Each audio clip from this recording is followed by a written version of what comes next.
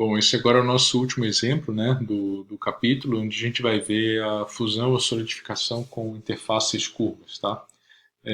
Então, de novo, nós vamos adotar a hipótese de número de transição de fase tendendo a infinito, né? Mais detalhes para soluções completas, né? Sem essa hipótese, pode ser encontrada no Polycapse, com certeza, né? Mas para nós, no escopo da nossa disciplina, eu acho que essa introdução já tá de bom tamanho, né, no momento que a gente está aqui. E só para variar um pouquinho, eu estou mostrando agora o problema da fusão, tá? A fusão, não a solidificação, mas a fusão ao redor de um cilindro, tá bom? Então o exemplo é o seguinte, ó, nós temos um cilindro, né, enterrado no meio, digamos assim. Imagina uma parafina, certo? Tá? Aquele cilindro está enterrado ali no meio. Inicialmente o problema é todo isotérmico, né, para tempos inferiores a zero ali, todo isotérmico na temperatura de fusão, mas a gente está no estado sólido, né, e aí num determinado momento ali, né, onde a gente passa a contar o tempo, a temperatura da parede do cilindro subitamente se eleva a um valor Tp, né, maior do que a temperatura de fusão, e aí ao redor do cilindro se forma uma camada de fundido, né, que vai aumentando o seu tamanho. Certo? Uma hipótese que não deixa de ser uma hipótese forte que a gente está fazendo aqui é que existe simetria, né, ao redor do cilindro dessa frente de fusão. Tá?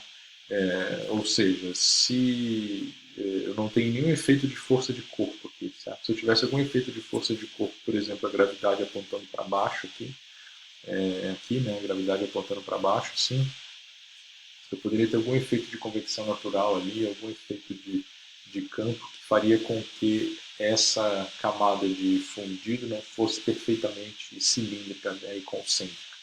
Mas eu posso, por exemplo, estar olhando isso aqui de cima, né, e a gravidade está apontando aqui na direção normal ao papel, e aí a hipótese fica um pouquinho mais consistente, tá? É o que a gente está fazendo, tá bom? Eu vou imaginar que esse fundido ele é concêntrico, tá? E aí eu quero ver como é que esse delta, né, que é R, esse raio da camada de fundido menos o raio do cilindro que é fixo, como é que ele avança no tempo, tá? E tá bem? Então o que acontece aqui, só para recapitular, né, Tp é a temperatura da superfície do cilindro, suposta constante, é maior do que a temperatura Tf, que é a temperatura de fusão, e eu quero saber como varia o delta em função do tempo, o fluxo de calor na parede do cilindro em função do tempo, e nós vamos assumir que o número de transição de fase agora com o subíndice L, porque L é a fase que está tocando ali na parede, né, vai para infinito, tá? Ok? É infinito, né, melhor dizendo. E também vou fazer o balanço de energia interfacial supondo que ρL é igual a ρS, tá? Próximo a ρS, para não ter aquele efeito de velocidade induzida, né? Que seria até mais difícil aqui, mais catastrófico, eu diria, porque se eu tivesse uma diferença de densidade aqui entre líquido e sólido, né? Isso aqui poderia levar, inclusive, a um rompimento desse meio sólido. Tá? Imagina que o sólido fosse mais denso que o líquido. Ele vai se transformando em líquido, né, à medida que vai fundindo. Se o líquido tem uma densidade menor, né, para onde que esse líquido vai, certo? Tá? Ele vai acabar criando uma pressão ali dentro daquele meio cilíndrico, daquela cavidade agora, que pode até romper aqui o sólido. Tá? A não ser que ele escape pelas pontas. Né? Se ele puder escapar pelas pontas, aí não tem esse problema. Tá bom? Mas tudo isso desaparece, nessa discussão desaparece quando a gente admite que o ROL é próximo de ROS. Tá? Então aqui esse é o nosso balanço interfacial. No caso agora, QS é constante, né? O sólido é isotérmico, eu vou ter só fluxo de calor pelo líquido. Então usando a lei de Fourier aqui, menos KL dTr/dr em R igual a R, que é a interface sólido-líquido, né? Nós temos a nossa equação 1, que é o acoplamento interfacial. Tá? Então essa aqui a gente já está cansado de ver. Aí o balanço de energia no líquido agora, assumindo o número de transição de fase no líquido infinito, significa admitir que não existe efeito de capacidade térmica, ou seja, o efeito de ρC de temperatura de tempo cai fora, né? E eu tenho só condução pura no meu líquido, né? Porém, eu continuo mantendo derivadas parciais porque é só uma hipótese de pseudoestacionário. O problema ainda é transiente, ou seja, a informação da variação dos parâmetros em função do tempo, ela vem via condição de contorno, certo? Tá? E não é que as temperaturas estão mudando no contorno, né? De novo, é o contorno que está mudando a sua posição, certo? O R aqui é a posição do contorno que está variando a sua posição. E esse é o perfil de temperaturas que satisfaz essa equação aqui, né? Tá? É o perfil de temperatura numa camada cilíndrica que a gente estuda aí, né? Transmissão de calor na graduação e tal, tá? Então, substituindo a equação 2 na equação 1, né, ou melhor, a sua derivada ali, né, a sua derivada na equação 1, a gente tem isso aqui, tá? Então, menos KL, TF menos TP, TF é a temperatura de fusão, TP é a temperatura da parede, Ln de R sobre RP, RP é o raio do cilindro, R é a posição da interface, né? 1 sobre R e aqui o termo latente, certo? E aqui tanto faz colocar d delta dt ou dr dt, tá? Tanto faz porque delta é igual a R menos uma constante, tá?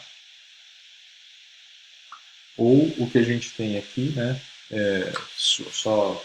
reorganizando aqui a equação, né, RLN de R sobre RP dr e do lado aqui tudo que é constante para integrar no tempo, tá?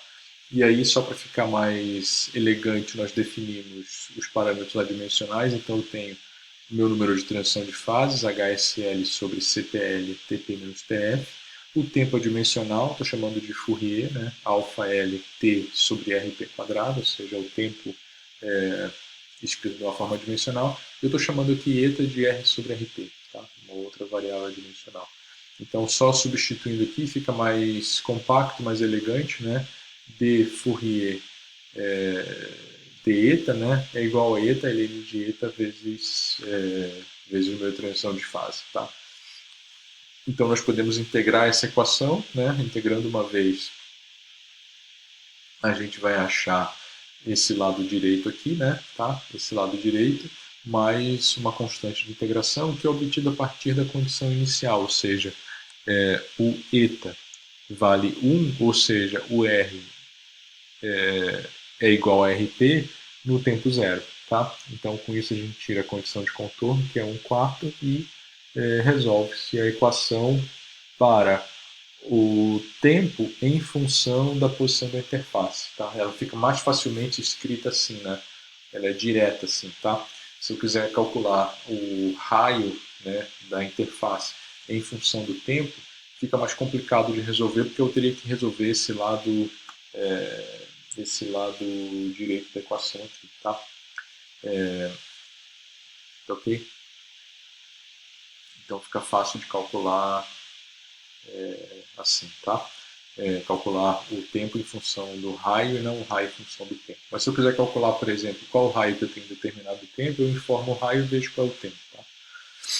Não tem problema nenhum com isso. E finalmente o fluxo de calor na superfície, pela sua definição da lei de Fourier, eu tenho o perfil de temperaturas moleza calcular. Tá? Então tem ela aqui, ou seja, o fluxo de calor diminui à medida que o R aumenta. Né? Aquele comportamento já esperado que a gente tem em mente. Né? Vai aumentando o raio, vai suavizando o gradiente de temperatura junto à parede e, consequentemente, vai diminuindo o fluxo de calor. Tá? Então, esse era o último exemplo, né, pessoal? Na verdade, o último exemplo do último capítulo. Então, com isso, a gente fecha essas aulas assíncronas e nos encontramos novamente para as aulas síncronas. Tá? Eu vou dar uma pausa aqui.